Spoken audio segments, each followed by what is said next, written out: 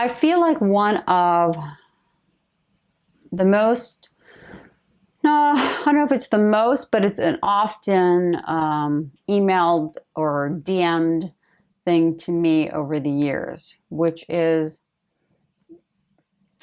the statement of, I wish I could just be where you are at. I wish I could accept my hair loss the way you've accepted it. I wish I can wear wigs and be okay with it. I can't do that. I would never be able to do that. Um, it's possible you may not be able to do it because it's not for everybody, and that's not your path, and that's okay. But I think that there has to be, and I talked definitely about this in another video, which maybe I can put up here somewhere if I figure that out, about the journey to acceptance. And I think acceptance means different things for different people, and how we deal with it, and that there is no one right way to deal with or to live with hair loss. It is living with hair loss in your life. And one thing you have to stray away from is comparing yourself to anybody else, comparing yourself to me, comparing yourself to someone else you see online. Things aren't always exactly as they seem, in a 1080 by 1080, pixel frame Instagram photo. There was a lot, a lot of history behind that for a lot of people, that post about hair loss or share their story, and that's certainly true for me. So I always assume, or I kind of have assumed, just, which is crazy, that like people always, I started retelling my story in bits when I made posts or videos, because I realized it's not like somebody goes through the backlog of your blog and reads your story and they're like, oh, okay, well, it was here in 1999. Well, it was the birth control pill. Oh, you started your site in 2007. Oh, you started wearing wigs in 2012. Not everybody knows your story, and oftentimes they don't know any of it because they just stepped into it, and maybe they just found me. So I rehash those time frames because I think it's important for people to have perspective about how long it took me to get to the place that I'm at. And then also I like to be true and authentic of where I'm at.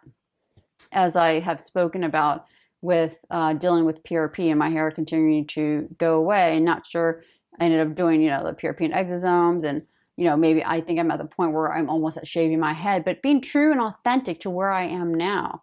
I spent so many years after wearing hair in, this ability to, keep a short haircut, really short, do PRP, so reduce the shedding, wear my wigs, share that with the universe, and really be at peace and accepting my hair loss.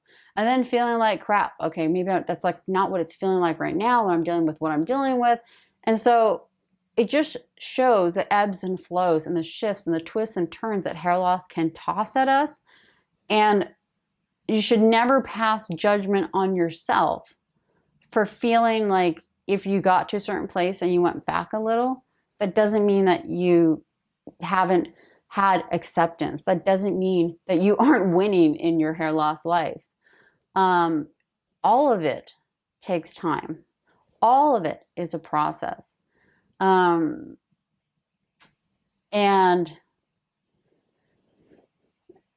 when you begin to compare where you are at or where you think you should be to somebody else, it makes everything worse.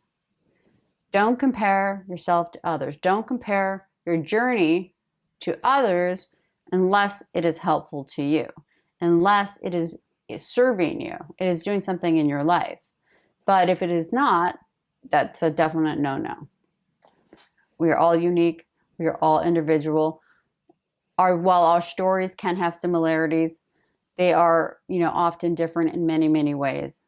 I'm someone that has, like I said, continued to do a treatment that I felt okay with. I didn't just stop that while I wore wigs. And that's good for me. That's what's worked for me, kind of up to recently, but that's what's worked for me. So you have to find your path. and what works for you. And it can be 5 things, or it could be 1 thing, or it could be no things. You know, I'm not sure if any of that makes sense, but I went to take a break from work and then I ended up rambling. So please share below what you have found was effective for you in your journey. If you have found things, 1 thing, 2 things, 3 things, or nothing, please share what you found to be effective or what was the most helpful. A lot of times support is kind of the most helpful, I think. Knowing you're not alone was a huge thing for me. That was like step 1, realizing I wasn't alone. Once I started communicating with people in 2007, sharing my story, and they were sharing theirs, and knowing I wasn't the only woman out there dealing with this, that was like step 1 towards kind of moving forward. And then I would say the biggest next step actually leaps over treating it. So it leaps over the PRP in 2009. But the next big step for me was in wearing hair.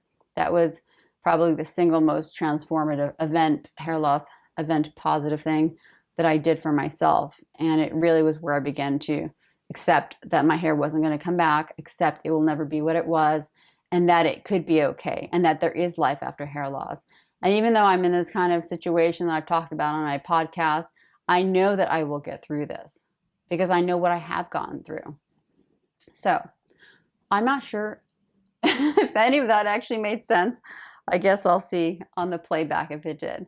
But definitely comment below and share your thoughts. Love to hear from you guys. Bye.